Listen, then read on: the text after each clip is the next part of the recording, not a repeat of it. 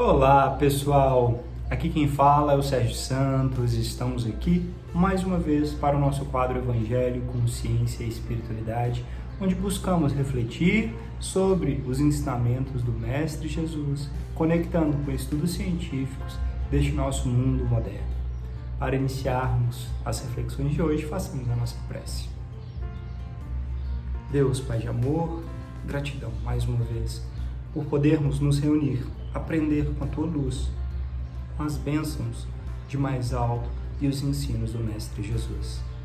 Guia para que consigamos, Senhor, colocar em prática em nossas vidas cada passo, cada migalha que a nossa capacidade, que ainda tem tanto a evoluir, possa permitir rumo a Ti. Que assim seja.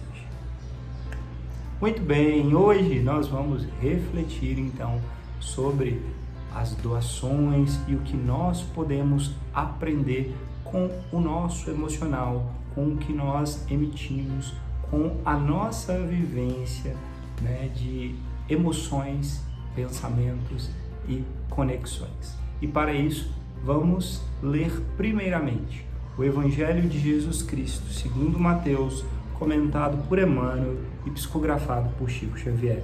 E o tópico de hoje é Mateus capítulo 19, versículo 22.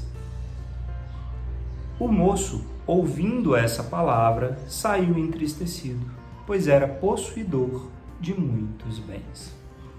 Propriedade. O instinto de propriedade tem provocado grandes revoluções ensanguentadas aos povos. Nas mais diversas regiões do planeta, respiram homens inquietos pela posse material, ciosos das suas expressões temporárias e dispostos a morrer em sua defesa. Isso demonstra que o homem ainda não aprendeu a possuir. Com esta argumentação, não desejamos induzir a criatura a esquecer a formiga previdente, adotando por modelo a cigarra descuidadosa. Apenas convidamos a quem nos lê a examinar a precariedade das posses efêmeras. Cada conquista terrestre deveria ser aproveitada pela alma como uma força de elevação.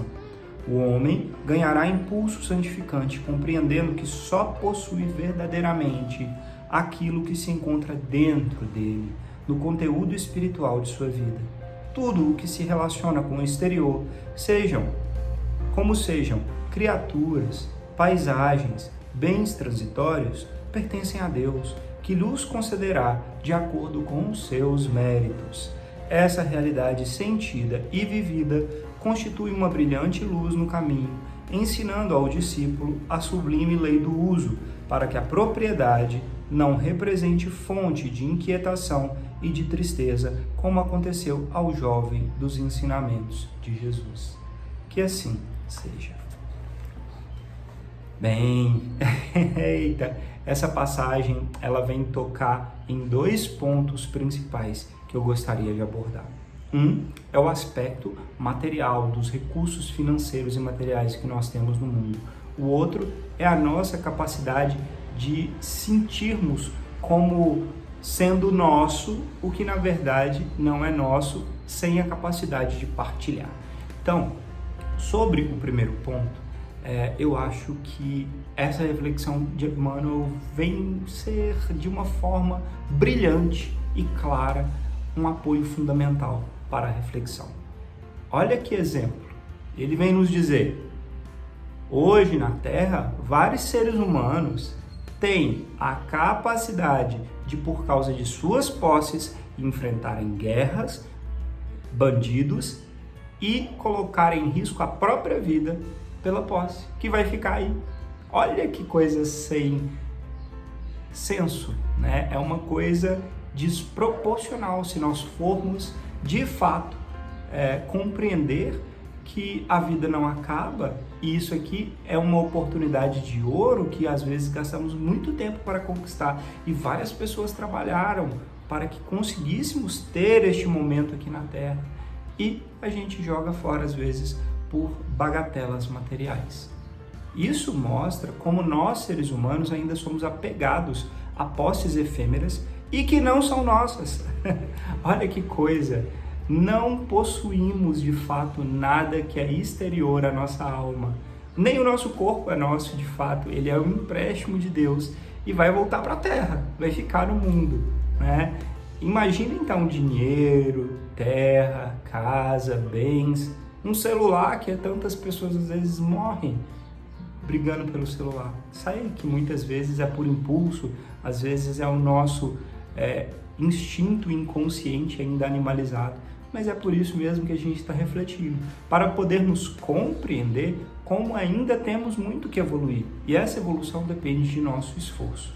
E o outro ponto que é muito importante é o quanto nós, seres humanos, temos aí as leis divinas trabalhando sempre imutáveis e nós devemos utilizá-las a nosso favor, ao nosso crescimento. Tanto a lei de evolução, a lei de posse, a lei de posse acabamos de falar como sendo empréstimo, e a lei de evolução que vem nos permitir, através dos erros, das dificuldades, ou para aqueles que têm capacidade, pelo amor, observação e aprendizagem e estudo, crescer. Nós temos que evoluir, não podemos ficar parados, e de alguma forma Deus vai estimular, né? Como eu falo sempre, muitas vezes pode ser pela professora dor ou professor sofrimento, mas a gente vai sair do lugar e teremos que evoluir em algum ponto, né? E esse processo está associado todo com a lei de ação e reação. Vamos sempre receber o que emitimos, o que fazemos. Os nossos pensamentos, palavras e atitudes vão criar efeitos bons ou ruins que vão em algum tempo e de alguma forma retornar para nós. Então, que a gente possa ter essa consciência de que estamos aqui de passagem, fazendo um melhor uso do que possuímos de empréstimo divino, seja material, seja de conhecimento, para podermos colocar em prática o nosso grande tesouro, né, que é a evolução. E como disse aqui Jesus nessa passagem do Evangelho, para que não sejamos como esse jovem, que na hora que foi convidado a Jesus a segui-lo, e mesmo ele querendo, não conseguiu, porque tinha muito apego e muitas posses materiais, e isso o prendia ao mundo, e acaba o distanciando, pelo menos temporariamente, de Deus. E nós, como estamos, possamos fazer esse exercício, esse esforço, para crescermos e sabermos de verdade o lugar de cada coisa. Que assim seja. E dentro desse contexto, nós trouxemos o nosso lindo livro Mãos Marcadas, ditados por espíritos diversos e psicografado por Chico Xavier. E o tópico de hoje é Elevação Espiritual, pelo autor Albino Teixeira.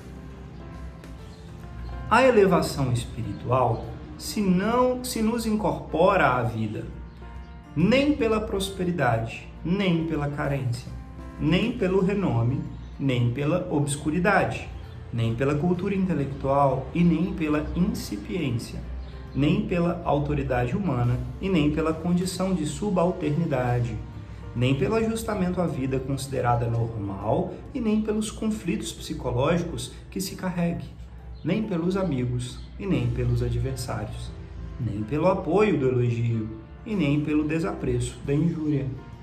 A elevação íntima depende única e exclusivamente de nossa reação pessoal ao aceitar e usar para o bem tudo isso. E perfeito, né? É isso. Olha que texto curto, direto e preciso ao ponto que estamos refletindo. Todas as experiências e vivências, sejam elas consideradas por nós boas ou ruins, difíceis ou não, estando a gente na forma de atores, pessoas que vão de fato agir e fazer algo, ou aqueles que recebem alguma ação de alguém, não importa, no final das contas, para a nossa evolução espiritual. A evolução, o nosso crescimento íntimo, não se dá pelas ações e o que acontece conosco, mas sim por como reagimos a eles. Olha que perfeito. O que denota se nós estamos de fato dando passos para a evolução é a forma como lidamos com as situações da vida. Então, claramente vem nos mostrar como lido no Evangelho. Não é termos muito dinheiro ou não termos dinheiro que vai nos fazer superiores ou melhores do que alguém. É como lidamos com a ausência de dinheiro ou com termos muito dinheiro. Pessoas que têm muitos recursos materiais, mas sabem partilhar, sabem dividir com o próximo, multiplicam, não deixando o dinheiro estagnado. Ele se multiplica, mas flui, roda pela sociedade e por todos aqueles ao seu redor e para ele mesmo, com certeza. Essa pessoa está fazendo um excelente uso dos empréstimos de Deus e com certeza receberá mais, não só agora, mas depois, porque aprendeu que bens materiais não são para ficarem estagnados. Agora, já aquele que por acaso não tem nada, passa muita dificuldade material, mas só reclama, não quer trabalhar, fica só com sentimentos de inveja com relação aos outros, mas não sabe lidar bem com o que possui, seja esse pouco ou muito, essa pessoa está falindo mesmo passando por dificuldades materiais. Então, e o oposto é verdadeiro, o rico que materialmente, que porventura guarda tudo para si e é egoísta, está falindo. E aquela pessoa que não tem nada, mas é amorosa, reparte o que tem. O vintém da viúva, né? O óbolo da viúva, que a gente acaba podendo repartir, essa pessoa é rica, essa pessoa está evoluindo. Então, a forma como lidamos com as situações, isso vai fazer toda a diferença no nosso percurso, caminho e evolução. Que possamos ser mais, então, ágeis, diretos e fortes para fazer o que precisa ser feito. Reflitamos mais para sabermos lidar melhor com cada situação, sem agir por impulso, sem deixar que a nossa animalidade tome conta das nossas respostas, porque isso significa evolução espiritual. E dentro desse contexto, nós trouxemos um artigo científico muito interessante, cujo título é o seguinte: Traço de inteligência emocional e satisfação em relacionamento romântico. 2 pontos. Uma meta-análise. Esse artigo científico foi publicado no Journal ou na revista que tem como título The American Journal of Family Therapy, que quer dizer o Jornal Americano de Terapia Familiar, pelos autores John Maloof, Nicola Schultz e Einar Thorsteinsson. Bem, esse artigo é uma meta-análise. Meta-análise significa o suprassumo dos artigos que pega todas as evidências que já existem na literatura e todos os estudos científicos que foram feitos e compilam com dados estatísticos, fazendo análise estatística, para mostrar um resultado, uma indicação de aplicabilidade direta para quem está lendo. Então, ao invés de um artigo, deu certo, outro deu errado, etc. Beleza, quando a gente resume tudo, o que dá? Qual é a indicação até o momento de seguir, de agir? E o que esse estudo mostra? Que a inteligência emocional, o que é a inteligência emocional? É a nossa habilidade, capacidade de lidarmos bem com as situações. Ou seja, é a inteligência, o QI, inteligência física, cognitiva, não é medida pelo QI, pela nossa capacidade de raciocínio, resolver problemas e pensar. A inteligência emocional é pela nossa forma de lidarmos com as situações, com as emoções. Como nós lidamos com o bom, o bem, o frustrante, o amargo. E aí, nós temos inteligência emocional para lidar com isso, e isso sendo avaliado, né, nessa meta-análise, mostrou que ter inteligência emocional, saber conversar, saber ouvir, saber lidar com as situações boas ou ruins de uma forma equilibrada, né, e cada vez mais, digamos, emocionalmente pensando no outro e estável, né, com empatia, colocando-se no lugar, faz com que os relacionamentos românticos, ou seja, casais, tenham mais sucesso, sejam mais felizes e estejam melhor do que outros casais que não possuem inteligência emocional.